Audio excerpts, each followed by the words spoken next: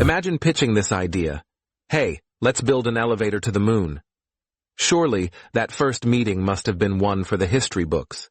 You've got your serious scientists frowning over feasibility studies, engineers scratching their heads over structural integrity, and then that one overly enthusiastic intern saying, "Let's just go for it."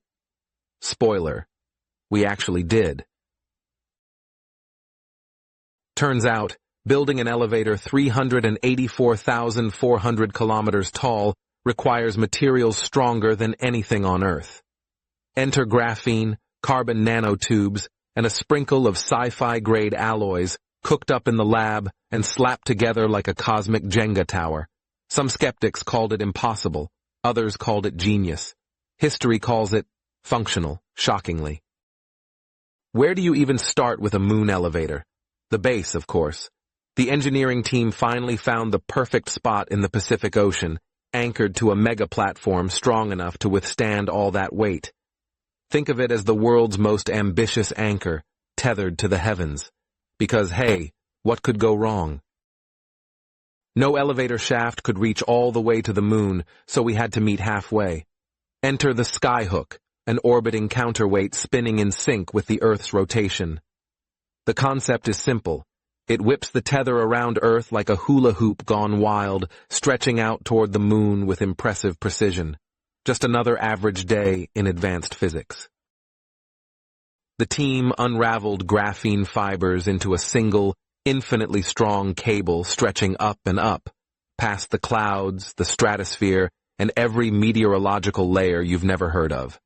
This cable was so strong, it could hold up a continent. Or, a 238,000-mile space elevator. The platform at the base became its own tourist attraction, complete with shopping malls, lounges, and, oddly enough, a mini golf course. After all, if you're going to wait for your moon elevator ride, you might as well do it in style. Just don't lose your ball into orbit. After years of calculations and late nights, it was time to send an unmanned capsule up as the world held its breath. Would it work? Would it snap under the pressure? Or would it reach the sky, proving everyone wrong? Spoiler alert, the capsule made it, with fireworks and confetti waiting at the top.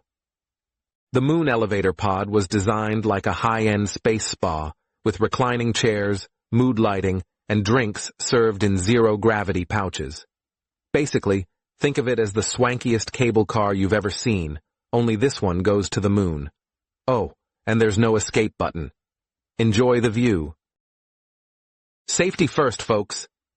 Engineers were thorough, setting up escape pods, mini thrusters, and emergency oxygen canisters.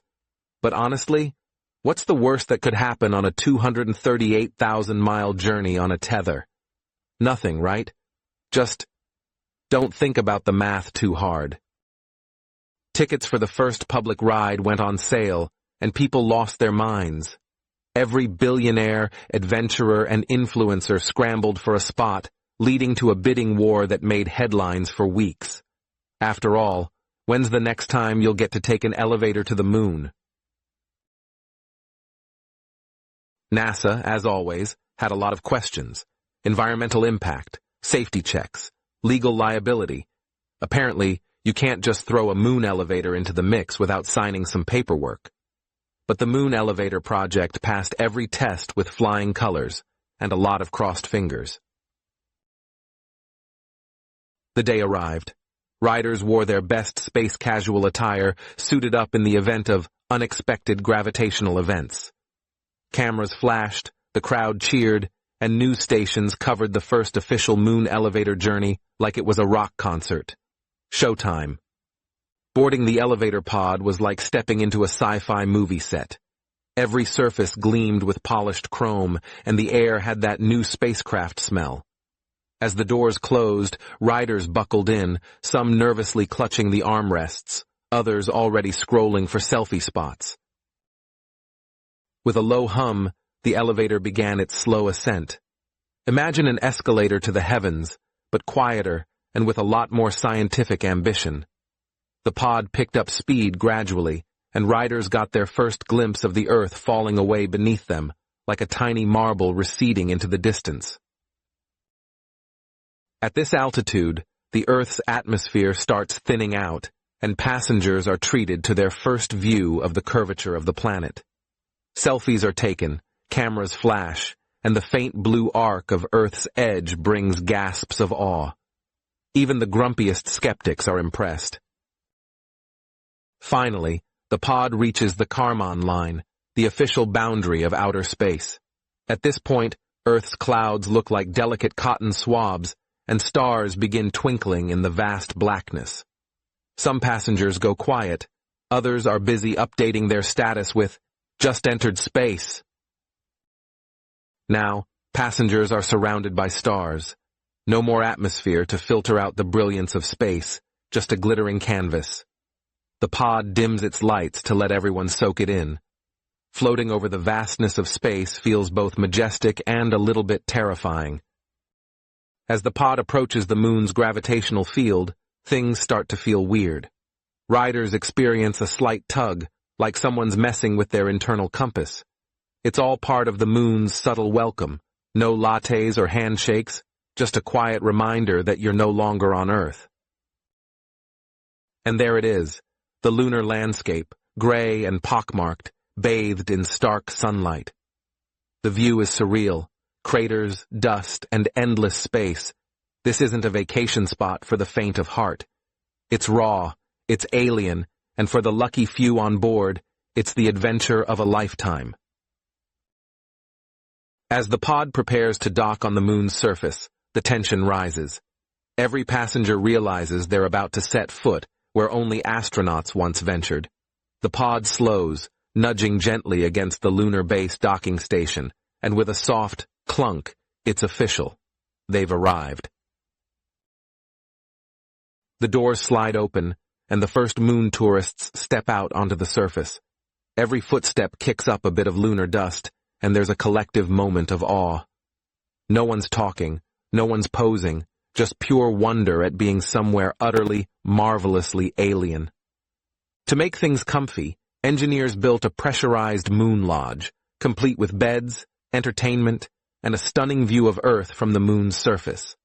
Guests are shown to their quarters, still somewhat in shock that they've just arrived. Because hey, who wouldn't be? The Lunar Lodge's dining room serves meals reimagined for zero gravity. Forget steak. Here it's all about moon-friendly meals in tidy pouches and tubes. The menu is a testament to human ingenuity and the need for meal portions that don't float off the plate. Ever wanted to feel like an Olympic high jumper? Welcome to the moon, where even the least athletic tourist can bounce like a pro. Guests at the lodge are offered a crash course in moonwalking, without the crash part, ideally. Step, hop, and don't float off is the guiding mantra. Forget designer outfits. Here, it's all about bulky spacesuits in lunar white. These beauties are pressurized, insulated, and tailored to make you look like a marshmallow with a helmet. And remember, friends, one size definitely does not fit all. Tourists get their very own moon rock souvenir, though not from the ground, since apparently you can't just pick up lunar artifacts and call it a day. Instead, each guest receives a pre-approved chunk of genuine moon dust in a tiny glass vial. The moon in your pocket, as they like to call it. When you're on the moon, even golf becomes a space-age adventure. Guests line up to take a swing, and the ball goes flying, and oh look, it's still going. Thanks to low gravity, every shot becomes an interstellar hole-in-one. 4. Imagine Earth, not under your feet, but floating up in the dark sky like a bright blue marble. Tourists gather in the lodge's Earthrise viewing room, faces pressed to the glass as they watch home rise above the horizon. Earth's beauty, framed in black space, is awe-inspiring and oddly humbling. What's a vacation without karaoke? In the moon's 1/6 gravity, singing and bouncing to classics like Fly Me to the Moon takes on new meaning. Picture a room full of bouncing tourists, each attempting their best space-themed performance. Let's just say it's an experience. The lodge offers crater tours for those brave enough to venture beyond its walls. Guides lead tourists to nearby craters, explaining their history with equal parts scientific fact and over-the-top enthusiasm. Just remember not to trip. Falls here are slow, but rather embarrassing. Every good trip needs souvenirs. Guests find themselves in the lunar gift shop, which sells everything from plush alien dolls to I walked on the moon t-shirts. There's even a mug that reads, "The Earth looks better from here," though whether that's true is up for debate. The lodge's lunar post office lets tourists send space-themed postcards. "Greetings from the moon," reads one, with a picture of Earth in the background. Postage? Ridiculously expensive. But hey, how often do you get to mail something from the moon? Artists from Earth have set up sculptures on the moon, crafted from lunar materials and shaped into all sorts of oddities. Think moon dust monoliths and crater creatures. Tourists scratch their heads at the installations, wondering if they're deep metaphors or just weird moon rocks. Yes, even here, yoga is a thing. Lunar yoga combines stretching with floating, and poses take on a whole new level of flexibility. Picture downward dog, only you're floating mid-air. It's like regular yoga, but with way more giggling and a lot less balance. The night sky on the moon offers a star show like no other. Guests gather on the lodge's observation deck, pointing at meteor showers, constellations, and the occasional glimmer of a passing satellite. Without atmosphere in the way, every star shines brighter, each one a tiny reminder of the vastness out there. Gravity, or the lack of it, can be tiring. Enter the Gravity Lounge, where artificial gravity lets tourists relax as if they're back on Earth. They sip on Earth-style drinks and sink into plush chairs, grateful for a break from the lunar physics experiment outside. If moonwalking isn't your thing, the lodge offers moon buggies, a kind of lunar golf cart, only sleeker. Tourists zoom around the lunar base, gripping the steering wheel as they navigate bumpy lunar terrain. It's the most exhilarating 5 miles per hour you'll ever experience. Scientists believe ancient lava carved tunnels beneath the moon's surface, so naturally, tourists want to see them. Armed with headlamps, they venture into the eerie, shadowy tubes, their footsteps echoing as they marvel at the hidden history beneath the lunar surface. A little friendly competition never hurt. Space Trivia Night brings out everyone's inner nerd as they answer questions about planets, black holes, and famous astronauts. Winners get bragging rights and an extra moon rock. Losers just have fun trying to outwit the guide. Finally, the time comes to leave. Tourists say their goodbyes, snapping last-minute photos of craters and taking one final look at Earth. The pod docks, ready to carry everyone back down the great cosmic elevator. It's bittersweet, because who knows when they'll be back. Thanks for watching. If you enjoyed this adventure, make sure to smash that subscribe button and ring the bell for notifications. You won't want to miss the next story. More thrills and cosmic mysteries are just around the corner. Catch you in the next one.